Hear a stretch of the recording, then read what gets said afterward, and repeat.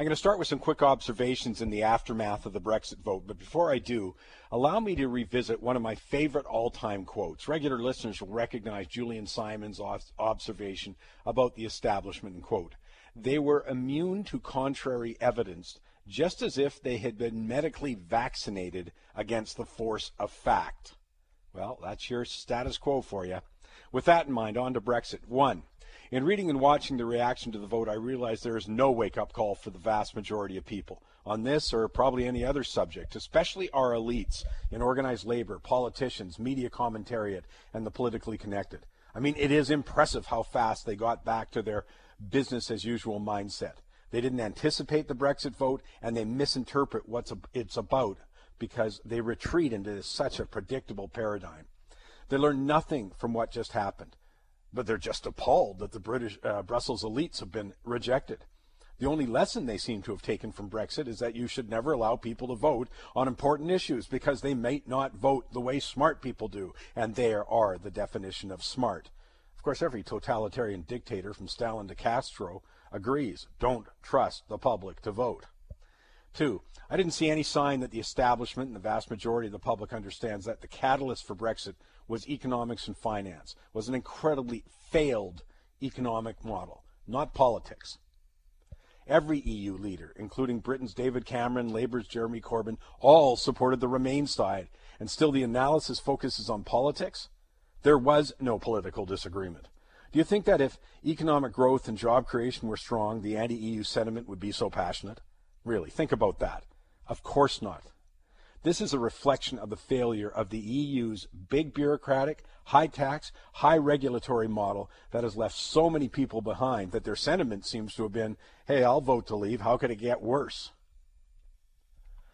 3, I got a lot of media calls from some American analysts I know, because on this show we've been very clear that Brexit was coming. And let me give a big shout out to Martin Armstrong, whose model was dead right again, years ago, predicting this outcome. And allow me a personal note to all those hate mailers who are outraged by my challenge of the establishment, because that's what virtually every piece of hate mail ends up being. What's clearly tough for some people to understand in this age of narcissism is it's not about their opinions or their political preferences. It's not about them in any way, and yet they personalize it. Investing reinforces that lesson, by the way. I mean, price of gold, the loonie, your favorite stock, it doesn't care what you think. I've tried that out. Big failure. And the more you think it does, though, the more money you're going to lose.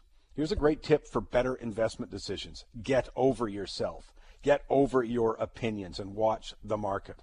I'll tell you this, no one cares what my opinion is. It makes absolutely no difference to anyone. But identifying what's going on and providing strategies to protect Money Talks listeners is my goal. That's what's important to me, not whether the world conforms to my opinion or not. And on that score, I'm proud of the fact that no show in the mainstream media has even been close. No track record is better. I mean, go ahead, disagree with what's said on Money Talks. That's great. But unlike politics, we get a scorecard. On Brexit, lots of people disagreed. They were wrong. I've been saying for 6 years that these events, very clearly outlined on Money Talks, will produce massive financial losses. And we're going to the next 4-year period now. Of course, there already has been big losses. Literally trillions were lost in the immediate aftermath of the Brexit vote. But that's what getting these events wrong looks like. And all the excuses like, oh, the Leave side didn't understand, the Leave side lied, doesn't change the fact that getting the Brexit vote wrong cost huge money. So send the hate mail. Swear your allegiance to your political party of your choice, even over common sense. Personally, I'm not interested. The world isn't interested. Change is coming. Brexit was the latest warning sign. The fact that the establishment throughout the Western world didn't anticipate the vote shows no sign of having a clue as to what's coming next. That gives me great confidence that the major themes that we continue to outline on Money Talks are indeed going to come to pass. The demise of the EU is just the next stage leading to a major collapse in the confidence of government. It's a long-term trend. Did you catch that the Austrian election has been null and voided? That's right, it's been voided. There's going to be a rerun. As I told you more than a month ago, that looked fishy, that the anti-EU Freedom Party looked like it had won, and then all of a sudden victory was snatched.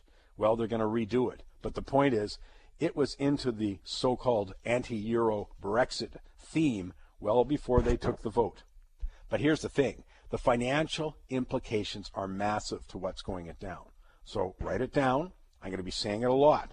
The next 4 years is going to make the last 6 years look like sunny days, calm waters.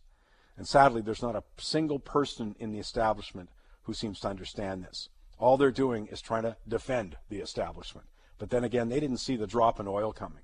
They didn't see the decline in the loonie, the economic stagnation, the impact on interest rates, the movement of capital out of China and Russia, the impact on upper-end real estate in Vancouver, for example, or Toronto, Sydney, Melbourne, for that matter. No, they haven't seen any of it happen.